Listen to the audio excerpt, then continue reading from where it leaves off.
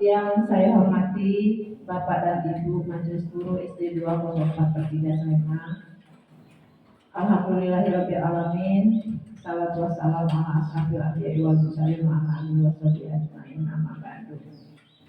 Puji syukur kita panjatkan hadir Allah Subhanahu wa taala yang mana di siang hari ini kita dapat berkumpul bersama di ruangan ini dalam keadaan sehat.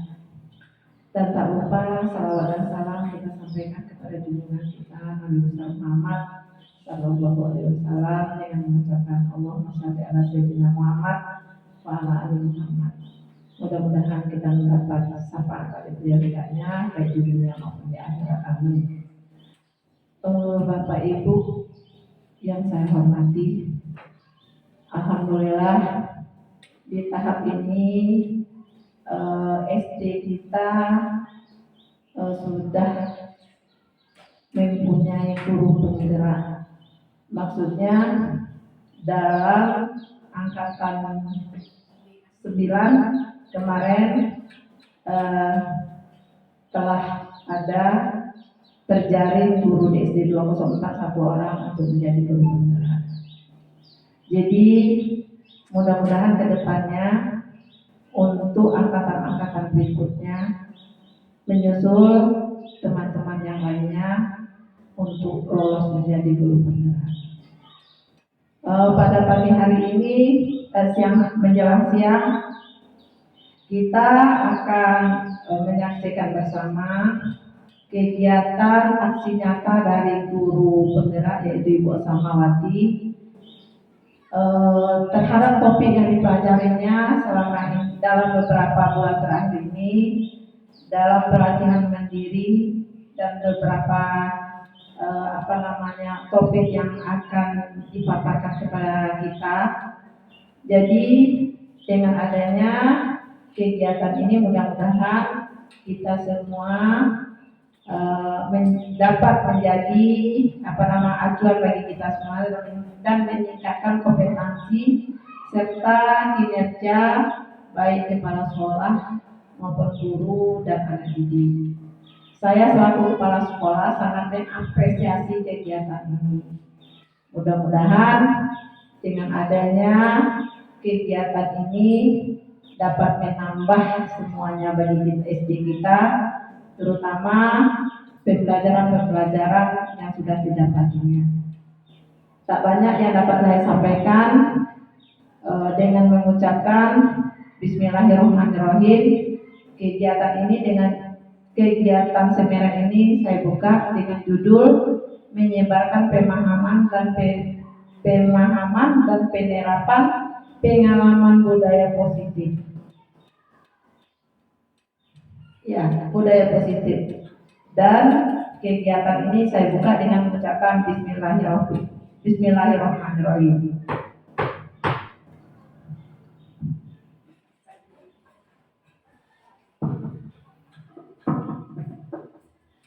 Baik. Assalamualaikum warahmatullahi wabarakatuh.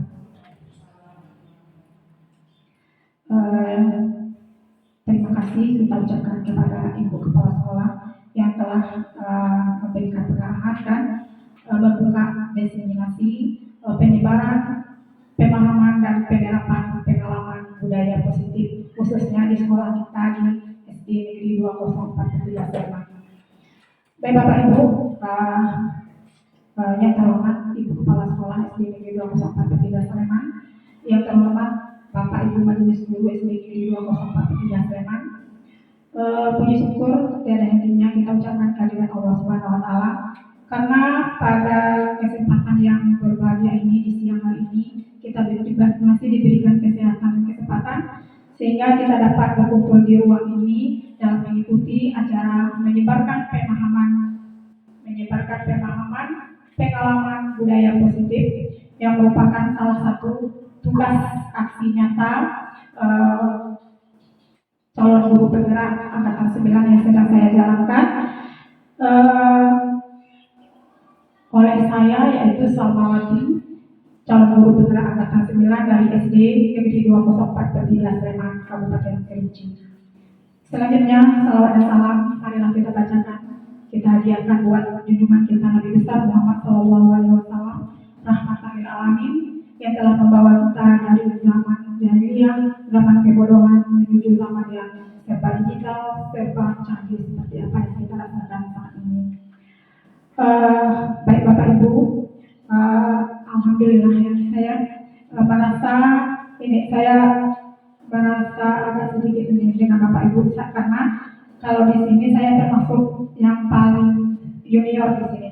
Berdirinya saya di sini bukan maksud menggurui Bapak Ibu ya, apalagi saya selaku junior masih minim pengalaman tentang hal-hal seperti ini yang dibandingkan dengan Bapak kita, Bapak Helmi Rizal yang sebentar lagi akan memasuki usia pensiun, tentunya lebih banyak pengalaman-pengalaman yang beliau dapat, yang beliau bisa terapkan atau bisa disampaikan kepada kita semua. Baik Bapak Ibu, menjelang kita mulai materi kita pelajari hari ini, saya ingin melihat semangat dari Bapak Ibu semuanya. Nanti kalau saya bilang SD Negeri 204, nanti sesuai dengan slogan kita, jawabannya adalah bersih, indah, dan berprestasi. Bisa kan Bapak Ibu? Baik. SD Negeri 204 Pertiga Sleman. Bersih, indah, dan berprestasi. Sekali lagi. SD Negeri 204 Pertiga Sleman. Bersih, indah, dan berprestasi. Alhamdulillah, semangat Bapak Ibu sekalian ini ya. Berdiri saya di sini saya juga agak sedikit nervous ya Bapak Ibu karena saya tahu bahwa rekan-rekan Bapak Ibu Majelis Guru SD 204 Pertiga Sleman itu merupakan guru-guru hebat, guru-guru yang luar biasa. Terbukti dari kita lihat dari slogannya tadi, bersih, indah, dan berprestasi. Sungguh luar biasa sekali Bapak Ibu. Baik Bapak Ibu, sebelum saya memaparkan materi budaya positif pada hari ini, apa yang terlintas di pikiran Bapak Ibu mengenai budaya positif ini? Misalnya contoh budaya positif itu seperti apa? Ada yang berkenan menjawabnya Bapak Ibu? Iya Bapak.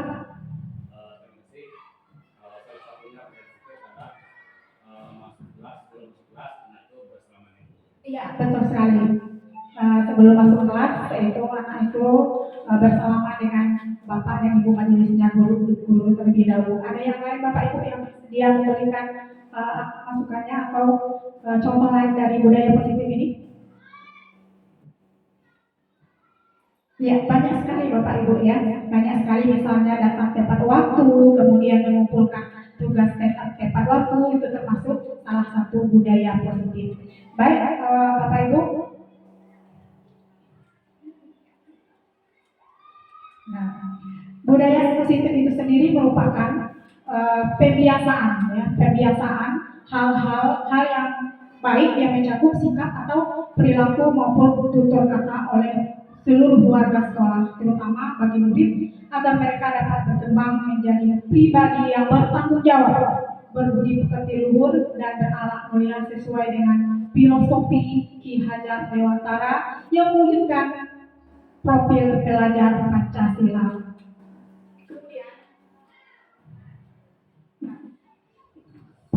Kemudian pada hari ini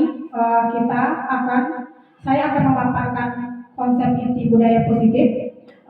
Yang pertama itu mengenai perubahan paradigma belajar, kemudian ada disiplin positif, nilai-nilai kebajikan, kebutuhan dasar manusia, motivasi perilaku manusia, posisi kontrol kita sebagai guru, kemudian keyakinan kelas, dan segitiga restitusi. Baik, kita lanjut Bapak Ibu. Kita masuk yang pertama yaitu pembelajaran paradigma baru atau perubahan pembelajaran paradigma baru. Nah, sebelumnya suket itu. Nah, sekarang kita sudah tidak asing lagi Bapak Ibu. Ada sekarang namanya pembelajaran berpusat pada peserta didik. Kemudian ada pembelajaran yang berpusat pada guru. Nah, kira-kira menurut kita semua di sekolah kita ini sudah menerapkan pembelajaran yang bagaimana Bapak Ibu? Pembelajaran yang berpihak kepada muridkah atau pembelajaran yang masih berpihak kepada guru? Ada yang bersedia menjawab? Ya Bu?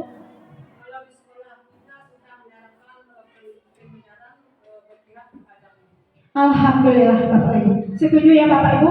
Kalau di sekolah kita itu sudah menerapkan pembelajaran yang berpihak kepada murid. Pembelajaran ini nanti tujuannya dilaksanakan hendaknya agar berorientasi pada penguatan kompetensi dan pengembangan karakter sesuai dengan dimensi profil pelajar Pancasila.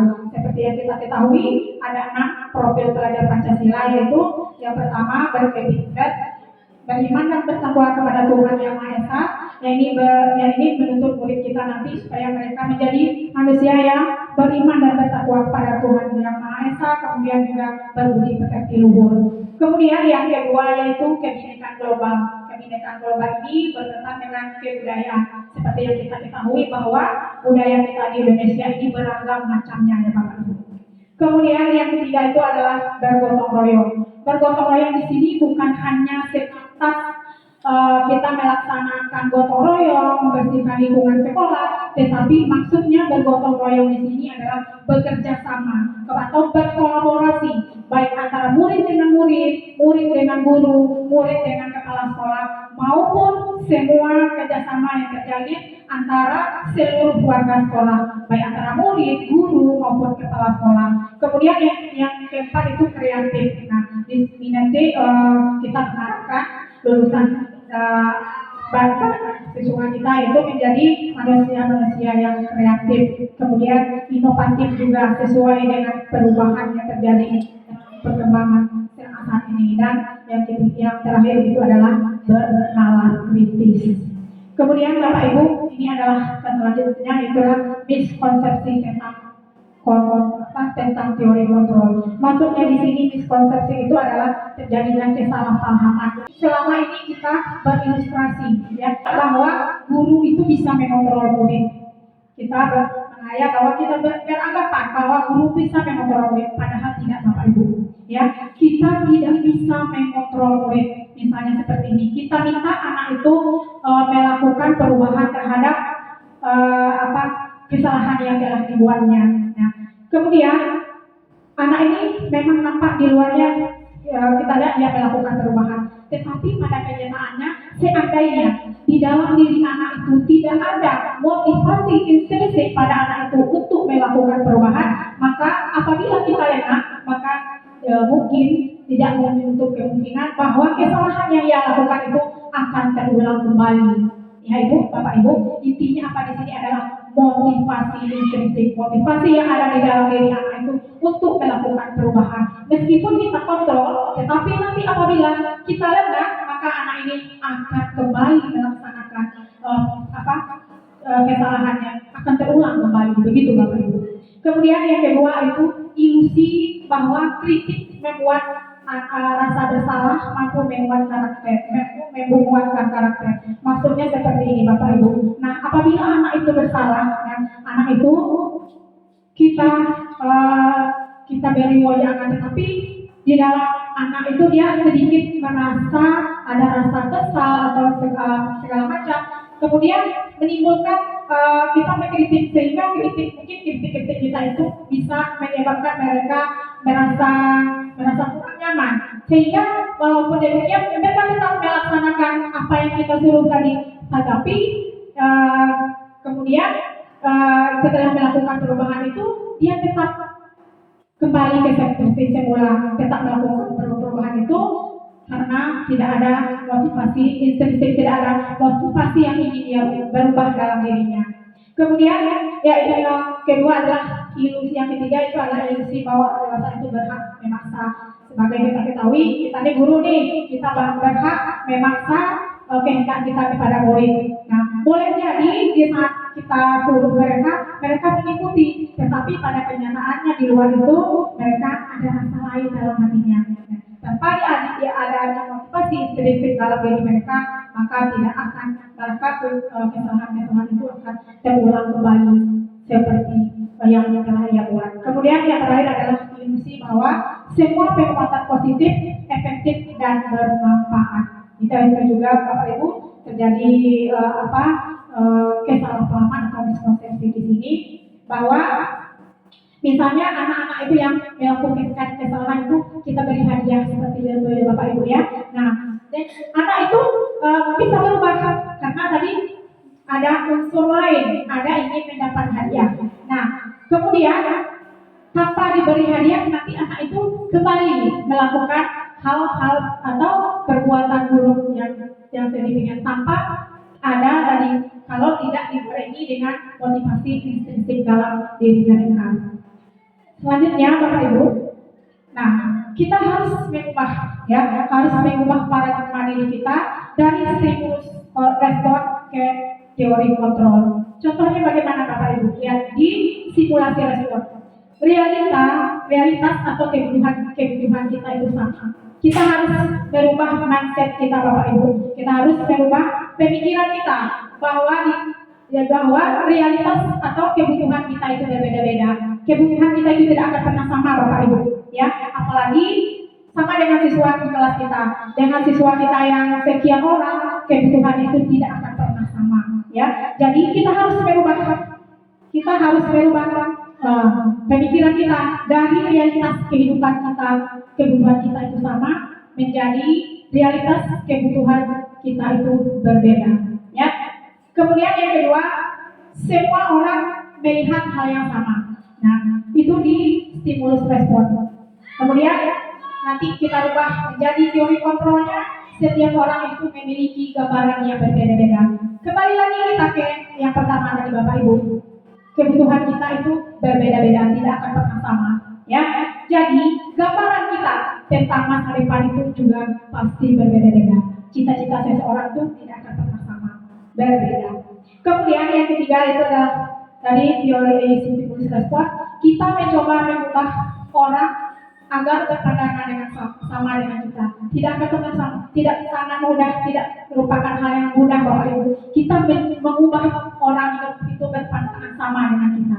Nah, kita berusaha mengubahnya, yaitu kita berusaha memahami pandangan orang lain tentang dunia. Kita yang berusaha memahami pandangan orang itu tersebut. Kemudian perilaku buruk dilihat sebagai kesalahan. Dan kita di teori kontrol yaitu semua perilaku memiliki tujuan. Maksudnya di sini Bapak Ibu, ya, apabila anak itu sudah melakukan kesalahan, ya, perilaku maka dicap anak itu sudah melakukan hal-hal yang buruk. Padahal semua perilaku itu memiliki tujuan. Bisa saja anak ini melakukan hal itu mungkin dia butuh perhatian dari kita. Ada hal-hal yang tidak terpenuhi dari dia sehingga dia melakukan hal buruk. Jadi semua perilaku manusia itu memiliki alasan. Kita tanyakan alasan kepada dia, mengapa dia bisa berbuat kesalahan demikian. Jadi jangan menghukumnya terlebih dahulu Bapak Ibu, ya, jangan menghukumnya. Kita tanya alasannya apa. Kemudian orang lain bisa mengontrol saya. Nah, kita ubah mindsetnya Bapak Ibu ke teori kontrol. Hanya Anda yang bisa mengontrol diri Anda. Tidak akan ada orang yang bisa mengontrol diri kita kecuali diri kita sendiri Bapak Ibu. Walaupun ada tekanan dari luar, tetapi tidak ada motivasi dalam diri kita, maka tidak akan bisa. Tidak akan bisa orang lain itu mengontrol kita. Kemudian kebalikannya, saya bisa mengontrol orang lain. Pun demikian, kita tidak bisa mengontrol orang lain. Walaupun kita kontrol dia untuk melakukan kesalahan tadi sama seperti murid tadi, nah, tetap dia melakukan pada kita lihat dalam kehidupannya dia melakukan kesalahan, tetap melakukan perubahan, tetapi dia tidak bisa berubahnya secara utuh. Kenapa? Karena yang bisa berubah atau mengontrol dirinya adalah dirinya sendiri. Kemudian pemaksaan ada pada saat bujukan gagal. Anak ini melakukan kesalahan. Kita bujuk anak ini gagal lagi. Kita bujuk anak ini gagal lagi. Kita bujuk anak ini gagal lagi. Kemudian kita tidak boleh memaksakan kepada anak itu agar dia mau melakukan perubahan itu. Tetapi dengan cara bagaimana? Berdasarkan teori kontrol, kita kolaborasi. Kita ajak anak itu kolaborasi. Kita komunikasikan dengan anak itu. Kita panggil anak itu. Kita bicarakan perlahan-lahan dengan dia. Kemudian kita cari solusi bersama. Apa penyebab dia melakukan kesalahan? Apa alasannya? Sehingga anak itu nanti dengan sendirinya mendapat solusi dari kita berkomunikasi tadi. Kita berkomunikasi dengan dia sehingga dia mendapat solusi dan dia bertanggung jawab atas kesalahan yang telah ia buat. Kemudian model yang terakhir itu model berpikir menang kalah, model berpikir menang-menang. Maksudnya apa di sini Bapak Ibu? Nah, seandainya anak itu melakukan kesalahan seperti itu, nah kita sebagai guru kita merasa menang karena dia yang salah kita yang menang. Nah, seharusnya tidak seperti itu Bapak Ibu. Nah, kita panggil anak itu, kita bicarakan pelan-pelan, kita ajak dia berpikir. Nah, kita kuatkan anak itu. Kita panggil bagaimana dia melakukan kesalahan, apa yang terlakukan. Kemudian dengan sendirinya anak itu dia tidak merasa manusia yang gagal. Ya. Kalau sempat dia merasa manusia yang gagal, maka ingatan ini akan melekat dia sampai ke berikut sampai dia tua. Nah, kemudian berpikir menang tadi itu. Nah, sehingga dia merasa oh ini kesalahan saya harus merubahnya. Ya, nah, jadi saya akan bertanggung jawab. Jadi di situ terjadilah model berpikir menang-menang. Nah, kemudian selanjutnya Bapak Ibu, disiplin positif. Nah, yang kita ketahui bahwa disiplin itu erat sekali dengan aturan ya Bapak Ibu ya. Erat peraturan, kemudian kalau kita langgar peraturan itu maka kita akan dikasih hukuman, sanksi, dan segala macamnya. Nah, jadi disiplin positif itu sebenarnya adalah disiplin berasal dari kata disiplina, artinya belajar. Disiplin mengacu pada disiplin diri, ya. Ada disiplin diri, ada motivasi diri, disiplin diri yang memupuk tanggung jawab terhadap apa yang dilakukan berdasarkan nilai-nilai kebajikan yang diyakini. Ya. Jadi disiplin ini bukan hanya ada aturan, kemudian aturan itu apabila dilanggar kita akan kena sanksi, tetapi di sini dalam artian itu kita belajar. Kita belajar dari disiplin positif dari dalam diri kita sehingga setelah muncul disiplin tertanam disiplin positif dalam diri kita nanti akan mewujudkan budaya-budaya positif yang lainnya. Misalnya seperti ini Bapak Ibu, anak kita kalau dia datang ke sekolah jam 7.15 dia sudah datang ke sekolah. Kemudian misalnya sudah ada kesadaran di dalam diri dia, oh saya harus datang ke sekolah jam 7.15. Nanti kalau sebagian anak itu ada yang nanti di sebelum terlambat nanti akan dihukum. Bukan itu Bapak Ibu, bukan itu yang diharapkan. Tetapi ada dasar, ada kesadaran dalam diri mereka bahwa saya harus datang tepat waktu. Kemudian tanpa disuruh, tanpa diberi ancaman atau pada diberi hukuman, saya tetap akan datang tepat waktu. Kemudian disiplin ini merupakan salah satu cara penerapan disiplin yang bertujuan untuk menumbuhkan kesadaran serta memberdayakan peserta didik tanpa imbalan penghargaan dan ancaman. Jadi tadi itu Bapak Ibu, anak itu melakukan hal-hal yang baik, itu melakukan disiplin itu bukan hanya karena ingin mengharapkan imbalan, karena ada ancaman dari Bapak Ibu gurunya, tetapi memang kesadaran dalam dirinya. Kemudian sebagai pendidik, ya tujuan kita adalah menumbuhkan disiplin sehingga berperilaku mengacu pada nilai-nilai universal dan memiliki motivasi inklusif dan dalam perubahan ke arah yang lebih baik. Nah, selanjutnya itu nilai-nilai kebajikan. Nah, nilai kebajikan itu adalah nilai-nilai yang disepakati bersama, lepas dari suku bangsa, agama, bahasa maupun latar belakang. Nah, contoh dari nilai kebajikan institusi ini, contohnya adalah dalam profil pelajar Pancasila.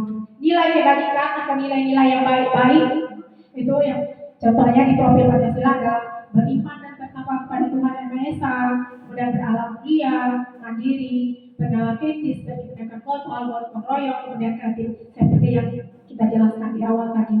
Kemudian contoh nilai dari kebajikan dari sertifikasi misalnya ini IPO Primary Years Program atau PYP, sikap murid yaitu ada toleransi, rasa hormat, integritas, mandiri, menghargai, antusias, empati, keingintahuan, kreativitas, kerjasama, percaya diri, dan komitmen. Kemudian Bapak Ibu, kita lanjutkan kebutuhan dasar manusia. Seperti yang kita ketahui, kebutuhan kita itu bermacam-macam. Kebutuhan dasar manusia adalah segala sesuatu yang kita lakukan untuk mendapatkan apa yang kita inginkan. Nah, seluruh tindakan yang kita lakukan memiliki tujuan tertentu dan semua usaha baik yang kita lakukan adalah dalam rangka agar kebutuhan dasar kita terpenuhi dengan baik. Nah, Bapak Ibu, apabila salah satu kebutuhan dasar kita manusia tidak terpenuhi, contohnya murid kita nanti, maka dia akan melakukan perilaku-perilaku buruk atau perilaku-perilaku yang menyimpang. Nah, kita sebagai guru kita harus menyikapi kebutuhan murid-murid kita. Nah, ada 5 kebutuhan dasar manusia, Bapak Ibu. Yang pertama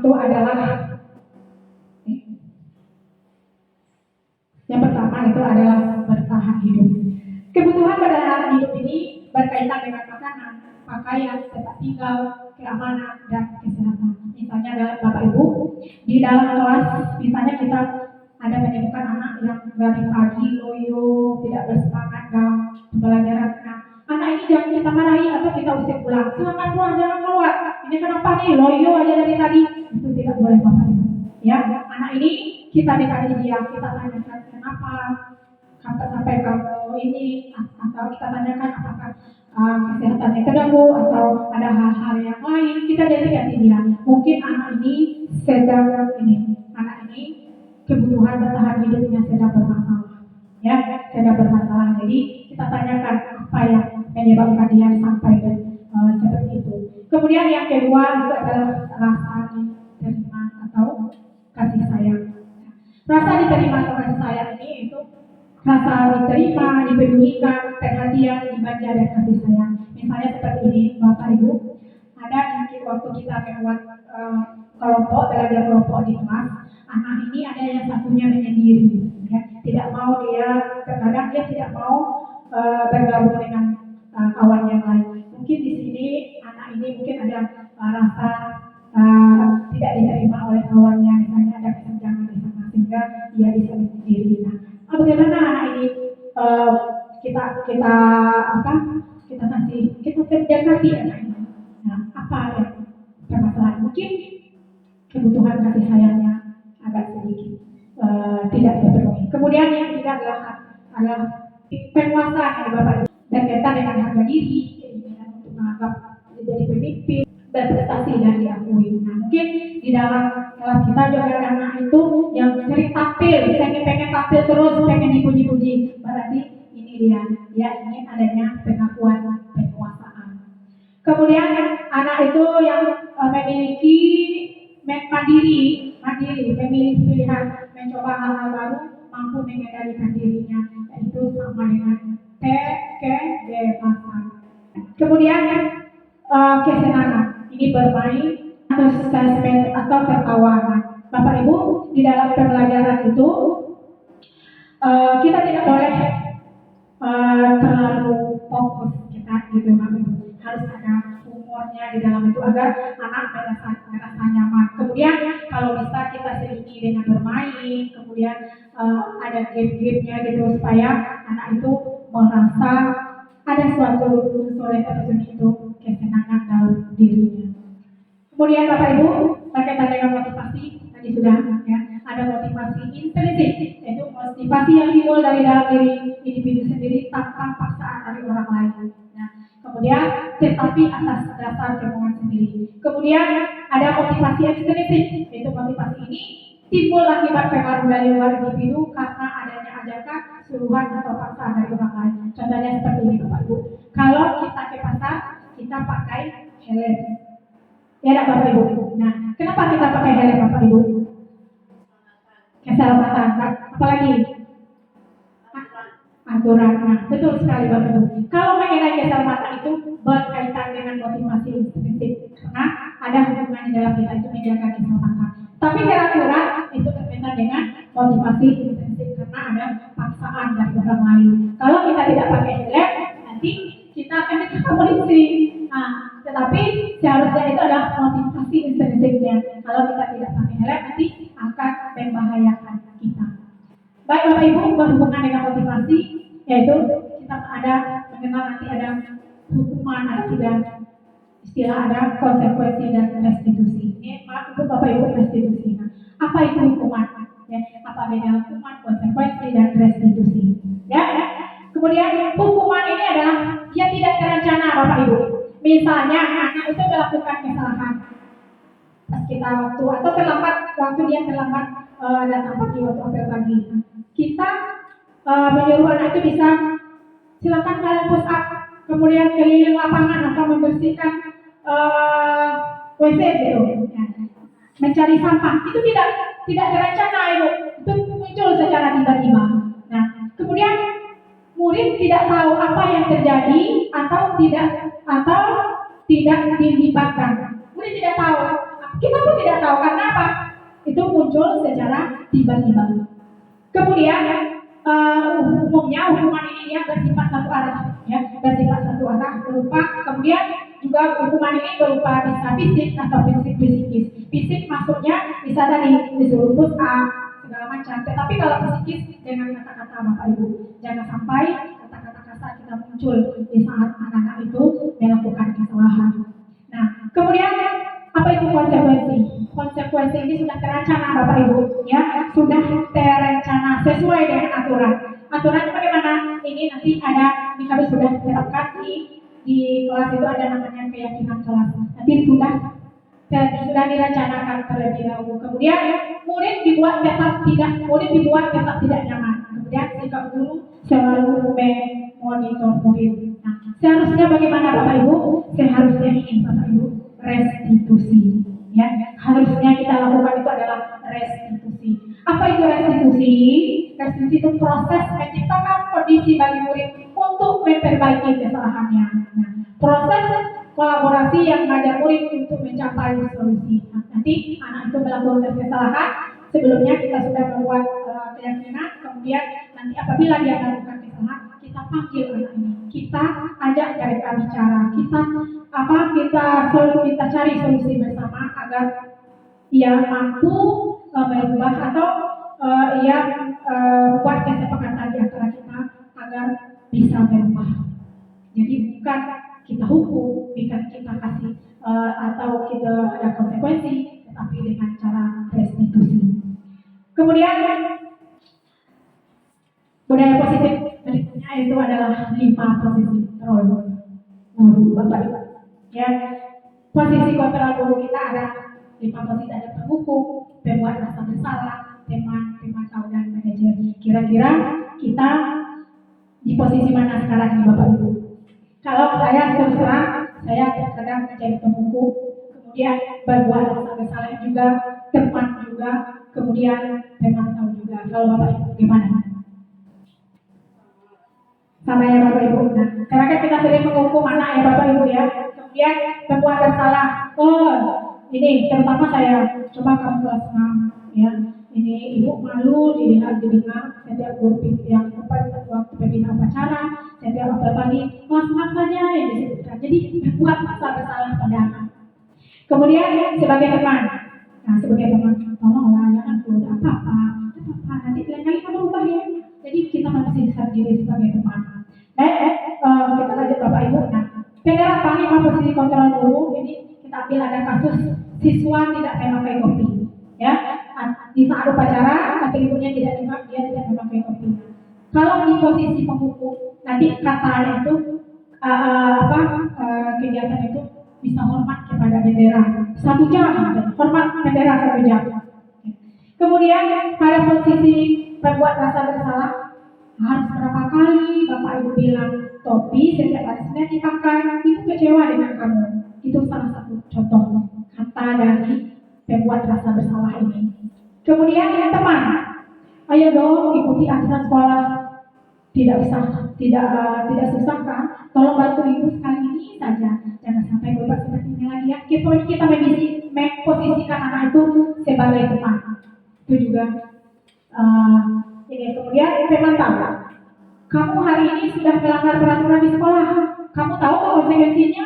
Senin depan ibu tahu kamu sudah pakai topi ya. Nah, sekarang Bapak Ibu.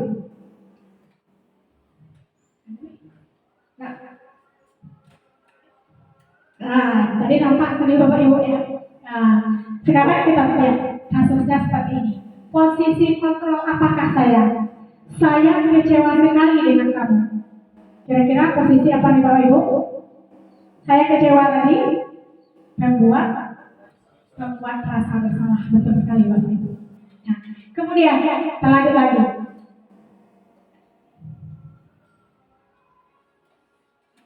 Nah, Posisi kontrol, apakah saya? Kamu tidak pernah benar melakukannya. Posisi kontrol apa itu? Iya, betul sekali. Posisi pemantau. Ya, tapi kita memantau anak itu. Kemudian selanjutnya, nah, apa rencanamu untuk menyelesaikan masalah ini? Kira-kira apa? Posisi manajer. Pasti paham ya Bapak Ibu, manajer. Kemudian selanjutnya, seandainya, lanjut lagi. Nah, ini ulang lagi Bapak Ibu ya. Nah, ayolah lakukan demi Bapak Ibu ya. Ini berposisi sebagai teman, iya, sebagai teman Bapak Ibu. Terus sekali. Kemudian manajer sudah, teman sudah, kemudian ya. Posisi kontrol, apakah kamu tidak boleh masuk kelas sebelum mengerjakan tugas itu? Jelas kelas sebagai penghubung. Nah, jelas itu posisi kita sebagai. Jadi idealnya kita sebagai guru itu Bapak Ibu bukan sebagai teman, bukan sebagai penghukum, bukan sebagai apalagi tadi pembuat rasa bersalah, tetapi posisi ideal kita itu adalah sebagai manajer, ya, sebagai manajer. Kalau anak itu melakukan kesalahan, jangan anak itu kita hukum dulu, ya, jangan anak itu kita buat kita pakai sehingga membuat dia merasa bersalah. Tetapi posisikanlah diri kita itu sebagai manajer. Kita ajak dia berkolaborasi, kita ajak dia kita tanyakan pelan-pelan sehingga nanti dia bisa menjawab sendiri apa kesalahan yang telah solusi dari kesalahan yang telah dia buat tadi, kemudian dia mau bertanggung jawab atas kesalahan yang telah ia lakukan. Kemudian selanjutnya ada keyakinan kelas Bapak Ibu. Ya, keyakinan kelas. Mengapa keyakinan kelas tidak peraturan kelas Bapak Ibu? Nah, keyakinan kelas ini juga saya dapatkan selama pendidikan di guru penggerak ini Bapak Ibu. Ya, saya dapatkan juga sama dengan tadi restitusi juga saya dapatkan selama menempuh pendidikan di guru penggerak ini. Nah, keyakinan kelas mengapa bukan peraturan? Mengapa bukan peraturan kelas? Ya, baik Bapak Ibu. Nah, kalau peraturan itu dibuat satu arah, guru yang membuatnya Bapak Ibu. Ya, kalau kamu tidak mengerjakan, kalau siapa yang tidak mengumpulkan, ini sanksinya. Nah, jadi itu kalau beda dengan keyakinan kelas. Kalau keyakinan kelas itu dia bersifat lebih abstrak daripada peraturan, kemudian lebih rinci konkret. Kemudian keyakinan kelas ini berupa pernyataan-pernyataan universal yang dibuat dalam bentuk kalimat positif. Kemudian keyakinan kelas ini tidak dibuat dalam jumlah yang banyak sehingga mudah diingat dan dipahami oleh warga kelas.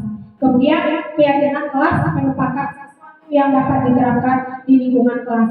Kemudian yang poin kelima, perbuatan keyakinan kelas melibatkan warga kelas ataupun warga sekolah kalau keyakinan sekolah melalui kegiatan curah pendapat. Kemudian keyakinan kelas ditinjau kembali dari waktu ke waktu. Nah, keyakinan kelas ini, sebelum kita buat, sebelum kita biasanya dibuat di awal pembelajaran. Nanti anak itu diminta kelas seperti apa yang mereka inginkan. Ada yang mereka menjawab itu, ini tidak boleh ini Bu, tidak boleh datang terlambat Bu, tidak boleh mencontek Bu. Itu merupakan peraturan kelas. Peraturan kelas itu dia menggunakan kata-kata negatif Bapak Ibu. Kata-kata yang tidak boleh, jangan, dilarang, itu peraturan kelas. Ya. Nah, kemudian keyakinan kelas itu kita rubah ya dari keyakinan kelas dari peraturan kelas menjadi keyakinan kelas. Misalnya seperti ini, tidak boleh mencontek. Nah, kita rubah katanya menghargai sesama. Kemudian tidak boleh membuang sampah di kelas. Jaga kebersihan itu indah. Kemudian tidak boleh membuli. Misalnya peraturan kelasnya tidak boleh membuli. Kita rubah kata-kata yang negatif itu menjadi positif. Misalnya semua kita bersahabat. Jadi aturan kelas itu dibuat secara satu arah. Kemudian aturan kelas itu masih menggunakan kata-kata negatif, tidak boleh, dilarang, jangan. Tetapi di keyakinan kelas itu dia kata-kata yang tadi yang negatif itu kita ubah menjadi positif. Nah, kemudian dibentuk kita buat itu seluruh bersama seluruh murid itu. Nanti murid akan memberikan masukan atau suaranya. Nah, seperti yang telah kami terapkan di kelas 6 itu Bapak Ibu, tadi ada kami membuat itu kegiatan kelas di mana yang pertama itu guru memberikan pengantar pada murid, kemudian murid menulis dan si kelas itu, nah kelas seperti apa yang mereka harapkan di kelas ini. Nah setelah itu kemudian mereka masing-masing mereka menempel apa pendapatnya di papan tulis. Nah setelah itu nanti setelah kita buat kesepakatan, maka anak ini melakukan menandatangani kesepakatan yang telah kita buat. Nah, setelah kesepakatan kita buat ini, maka kita telah menyetujuinya, maka kita tempel di ruangan kelas kita. Nah, apabila anak ini melakukan kesalahan, ya, melanggar dari aturan-aturan kelas yang telah kita lakukan, nanti kita selesaikan dengan cara restitusi, segitiga restitusi. Tadi Bapak Ibu bukan dihukum tadi ya, bukan dihukum, tetapi kita kerjakan dengan cara segitiga restitusi. Di mana di dalam segitiga restitusi adalah suatu proses dialog, ya, dialog diskusi yang dijalankan oleh guru agar dapat menghasilkan murid yang mandiri dan bertanggung jawab. Nah, anak-anak yang tadi melakukan pelanggaran terhadap keyakinan kelas yang dibentuk, maka kita selesaikan dengan cara segitiga restitusi. Di dalam segitiga restitusi ini ada 3 kegiatan Bapak Ibu. Yang pertama menstabilkan identitas, kemudian yang kedua validasi tindakan yang salah, kemudian menanyakan keyakinan kelas. Kita panggil dari mereka yang melakukan pelanggaran tadi, kita stabilkan bagaimana apa yang telah kamu lakukan. Kalau kamu melakukan hal itu juga melakukan hal sama. Nah, kemudian kita tanyakan, benarkah kamu melakukan? Iya. Keyakinan kelasnya mana yang telah kamu lakukan? Nanti dia akan menjawab sendiri. Maka nanti solusinya akan terjawab di situ nanti, Bapak Ibu. Nah, kemudian untuk yang itu yang menstabilkan identitas ini nanti ada misalnya kata-katanya seperti ini. Setiap orang pasti pernah melakukan kesalahan. Kita menstabilkan emosi. Kemudian kamu bukan satu-satunya yang pernah melakukan kesalahan itu. Jadi ada kestabilannya. Kemudian kita validasi tindakan yang salah. Kamu tentu punya alasan mengapa kamu melakukan hal itu, ya kan? Nah, adakah cara yang lebih baik atau efektif untuk mendapatkan apa yang kamu butuhkan? Kemudian yang ketiga itu menanyakan keyakinan kelas. Nah, keyakinan kelas apa yang telah kita sepakati? Nanti anak itu menjawab tadi kesepakatan kelasnya tadi. Nah, kira-kira kamu ingin menjadi orang yang seperti apa? Nah, kemudian ini adalah video segitiga restitusi apa itu yang telah saya buat.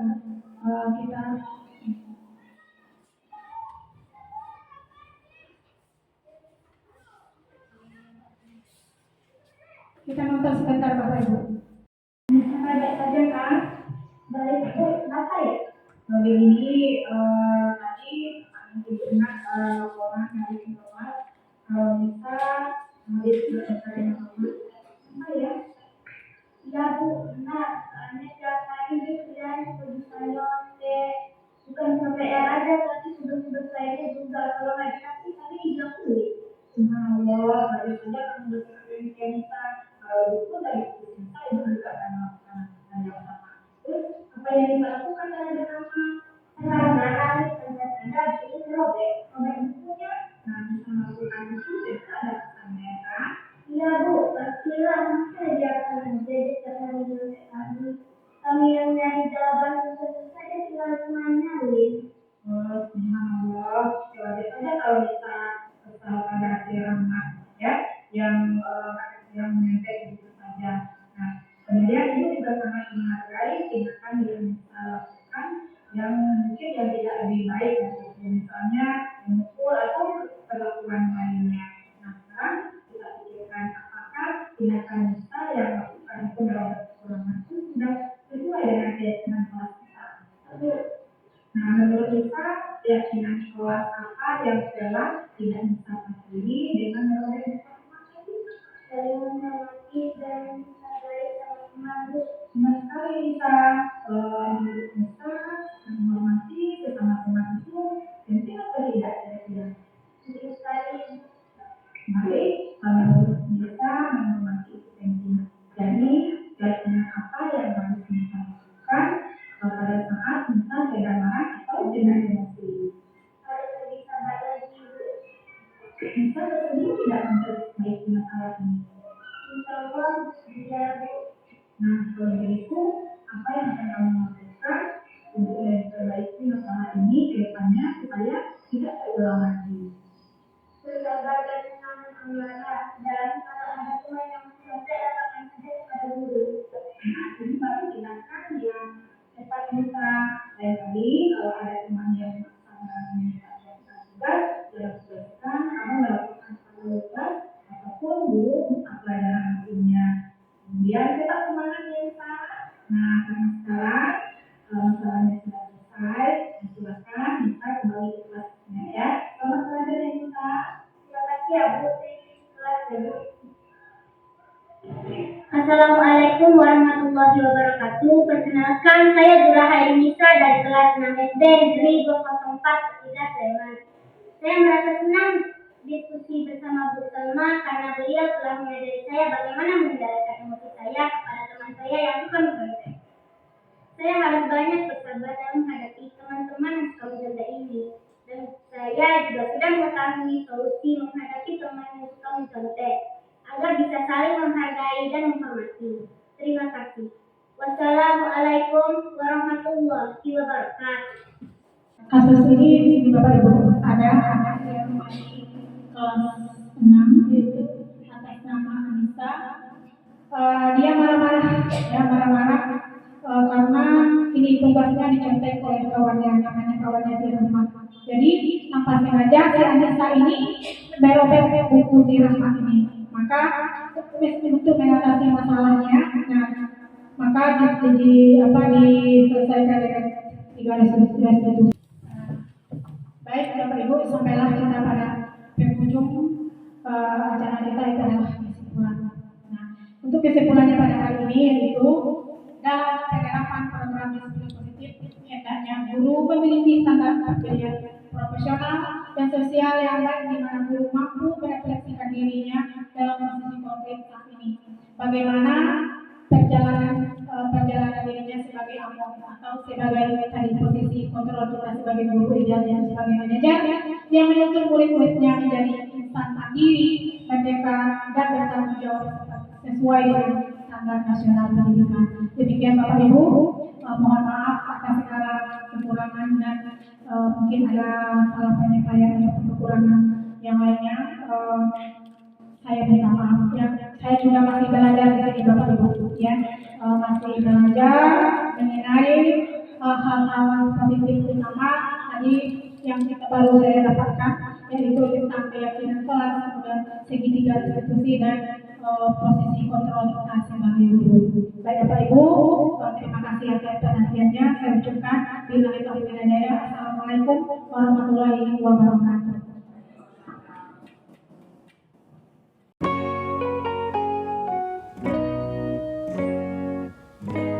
Assalamualaikum warahmatullahi wabarakatuh. Waalaikumsalam warahmatullahi wabarakatuh.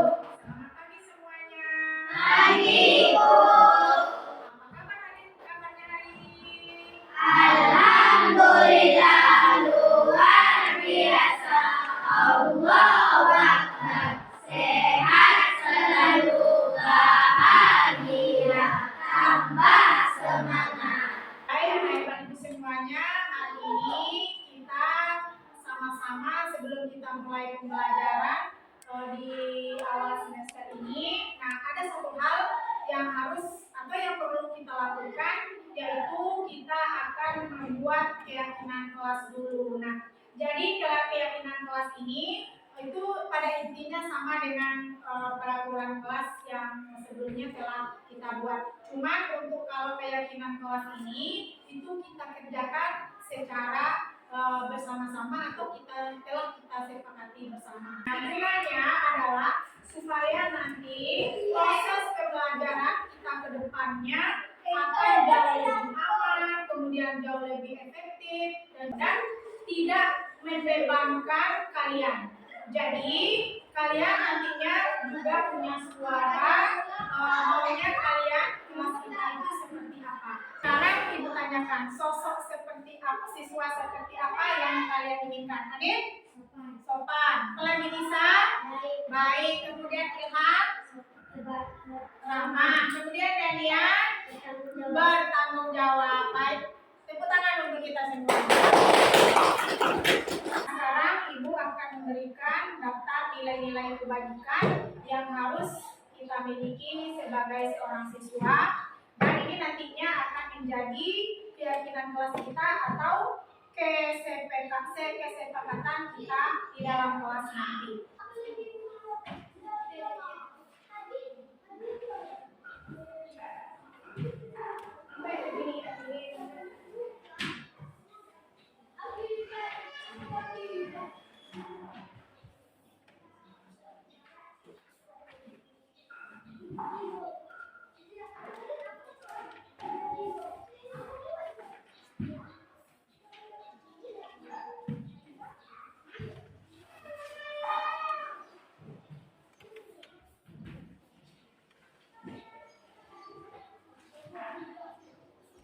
Nah, tadi yang ibu berikan tadi itu adalah daftar nilai-nilai kebajikannya, dan di situ ada peduli, keturunan anak, apa lagi di situ? Coba lihat di lembarnya, ada keberanian, kemudian ada rajin, integritas, rasa hormat, dan juga baik hati.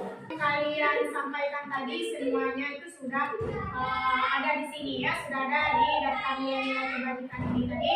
Ada yang ramah, sopan, apa lagi tadi? Dan tadi apa tadi ya? Bertanggung jawab dan juga bahagia. Nah, sekarang ibu tanyakan ya, kira-kira apa yang akan terjadi jika dunia ini tanpa ada aturan? Dunia akan hancur. Dunia akan hancur. Bagus lagi? Bagus, tidak ada arahan. Baik, sekarang kalian sudah tahu kenapa harus ada aturan ya, supaya intinya tujuannya itu aturan itu dibuat supaya kita lebih tertib. Nah, tapi hal ini yang kita buat itu bukanlah peraturan, melainkan kesepakatan atau keyakinan kelas kita yang kita gunakan selama mengikuti proses pembelajaran kita di satu semester ataupun di 1 tahun ini. Silakan kalian tulis di lembar kertas yang sudah ibu berikan peraturan kelas apa yang kalian inginkan yang akan kita terapkan di kelas kita nanti. Beri waktu sekitar 5 sampai 10 menit, boleh kalian diskusikan bersama kawannya peraturan apa yang kalian, atau boleh sendiri juga boleh. Peraturan yang kita buat di kelas, nanti peraturan ini akan kita ubah menjadi keyakinan kelas kita. Nah, silakan kalian tulis di kertas yang telah diberikan itu, tulis peraturan apa yang kalian ingin kalian terapkan di kelas kita ini. Boleh 1, boleh 2, boleh 3. Silakan kalian tulis, keluarkan pendapatnya. Ya, boleh. Nanti peraturan ini akan kita ubah menjadi keyakinan kelas kita. Setelah kita sepakati bersama nanti. Sekarang kalian sudah menulis peraturan yang ingin kalian terapkan di kelas kita. Nah, silakan kalian tempelkan di depan.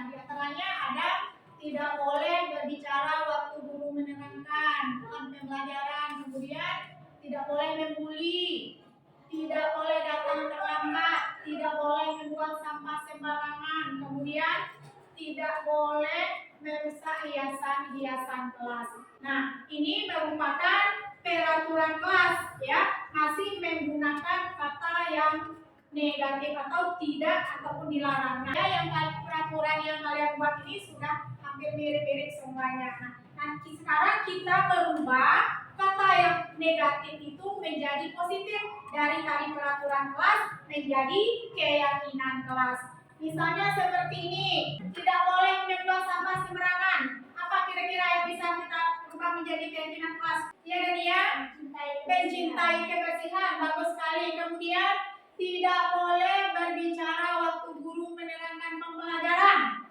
Apa bisa? Bisa? Siap, saling menghormati dan menghargai, bagus sekali.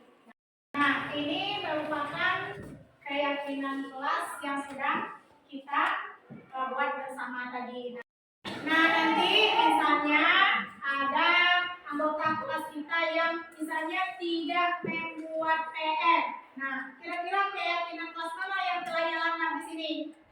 Disiplin dan tanggung jawab. Bagus. Misalnya ada salah satu kawan kita yang membuang sampah sembarangan di kelas. Nah, itu nih, keyakinan kelas mana yang telah dilanggar itu? Mencintai kebersihan. Nah, jadi kalian sudah tahu. Nah, ini merupakan keyakinan kelas kita untuk kita terapkan selama satu semester ini atau satu tahun yang akan datang, satu tahun ini ya. Nah, jadi silakan kalian masing-masing maju ke depan untuk menandatangani keyakinan yang telah kita buat ini, yang telah kita sepakati bersama ya.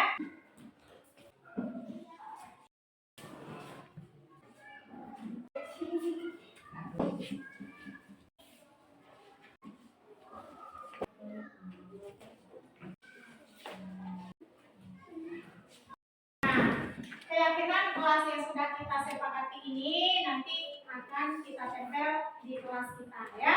Nanti apabila dalam satu semester besok, misalnya kalian melanggar keyakinan yang sudah kita buat ini, maka ibu akan memanggil kalian untuk menyelesaikannya. Nanti kita selesaikan dengan cara segitiga restitusi. Nah, di situ nanti ada tindakan yang akan kita lakukan. Di sana ada menstabilkan identitas, validasi tindakan yang salah, dan keyakinan kelas mana yang telah kalian langgar, sehingga nanti kita akan mencari solusinya dan kalian akan diharapkan bisa untuk memperbaikinya. Setelah ini nanti keyakinan kelas ini kita pakai selama satu semester ini, kemudian nanti akan kita evaluasi. Kalau misalnya ini kita nilai baik, maka akan kita terapkan dalam satu semester ini, satu semester berikutnya atau tahun yang berikutnya ya.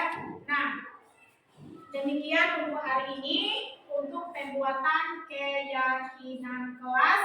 Untuk selanjutnya kita akan mulai melakukan pembelajaran. Silakan kalian buatkan buku tulisnya masing-masing ya.